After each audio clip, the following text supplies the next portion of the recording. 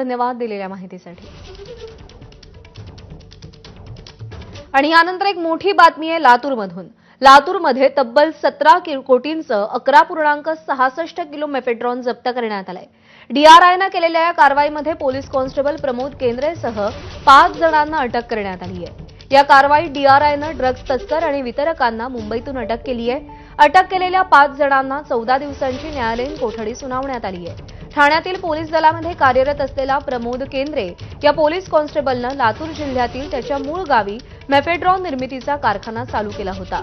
Directorate of revenue इंटेलिजन्सच्या पुण्याच्या पथकानं प्रमोद केंद्रे आणि त्याचे वडील संजय केंद्रे यांना लातूर जिल्ह्यातील चाकूर तालुक्यातील रोहिना या गावातून अटक केली आहे। या मेफेड्रॉन रॅकेटचा मास्टरमाइंड मुंबईतला असल्याची माहिती आहे। पोलीस हवालदार प्रमोद केंद्रेवर मेफेड्रॉन तयार करण्याची जबाबदारी होती आणि या सिंडिकेटमध्ये अन्य लोकांचाही सहभाग असण्याची शक्यता असून डीआरआय त्या अनुषंगाने तपास करतेय। डीआरआयनं कारवाईमध्ये लातूरच्या दुर्गम रोहिणी डोंगराळ भागातील मेफेड्रॉनचा कारखाना देखील उद्ध्वस्त केलाय।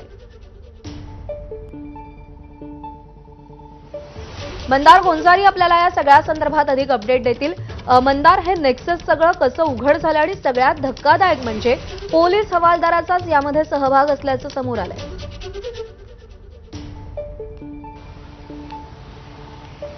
हा प्रमोद केंद्रे ठाणे पोलीस दलामध्ये कार्यरत आहे। त्याआधी तो मुंबई पोलीस दलामध्ये कार्यरत होता आणि त्या ठिकाणी गुन्हेगारांशी त्याचा संपर्क झाला, गुन्हेगारांशी त्याचा संबंध आला।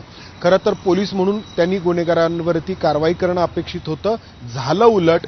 तो गुन्हेगारांच्या संपर्कात आल्यानंतर तो त्यांच्या टोळीचाच एक भाग बनला आणि मेफेड्रॉन तयार करणारी आणि ती विकणारी टोळी या टोळीचा तो भाग बनला आणि त्याच्यावरती मेफेड्रॉन तयार करण्याची जबाबदारी सोपवण्यात आली। त्यानंतर तो लातूर जिल्ह्यातील चाकूर तालुक्यातील त्याच्या गावी त्यांनी मेफेड्रॉन निर्मितीचा कारखाना एका अर्थाने सुरू केला। शेतामध्ये, अतिशय दुर्गम भागामध्ये, पत्र्याच्या शेडमध्ये मेफेड्रॉन निर्मितीचं हे काम होत होतं आणि तिथं तयार झालेलं मेफेड्रॉन मुंबई आणि पुण्यामध्ये विकलं जात होतं। गेल्या काही काळापासून हे सुरू होतं। डीआरआयच्या टीमला याची कुणकुण लागलेली होती, मात्र आरोपींना रंगेहात पकडणं गरजेचं होतं। त्यामुळं डीआरआयचं पथक गेले काही दिवस चाकूरमध्ये ठाण मांडून होतं। एका लॉजला बदललेल्या नावांनी डीआरआयचे अधिकारी राहत होते, कारण त्यांना रंगेहात हे सगळं पकडायचं होतं। आणि मेफेड्रॉन तयार झालेला आहे हे लक्षात आल्यानंतर डीआरआयच्या टीमनी त्या ठिकाणी छापा टाकला आणि या प्रमोद केंद्रेला अटक केली आणि त्याच्यासोबत जे त्याचे इतर साथीदार होते त्यांना घेऊन हे पथक जेव्हा पुण्याच्या दिशेने निघालं तेव्हा एका आरोपींनी पळून जाण्याचा प्रयत्न केला। या त्याच्या प्रयत्नामध्ये गाडीच्या स्टेअरिंगला धक्का लागला आणि ती गाडी अपघातग्रस्त झाली। इतका हा सगळा प्रकार घडला आणि त्यानंतर हे सगळं प्रकरण समोर आलं। डीआरआयच्या टीमनी या सगळ्या आरोपींना अटक केलेली आहे, त्यांना त्यांची कोठडी घेतलेली आहे आणि डीआरआयच्या अधिकाऱ्यांचं असं सांगणं आहे की याचा मास्टरमाइंड खूप मोठा आहे। मुंबईतून तो हे सगळं रॅकेट चालवत होता। त्याचं नाव येत्या काही दिवसांमध्ये उघड होईल ही अपेक्षा आहे। मंदार, धन्यवाद दिलेल्या सगळ्या सविस्तर माहितीसाठी।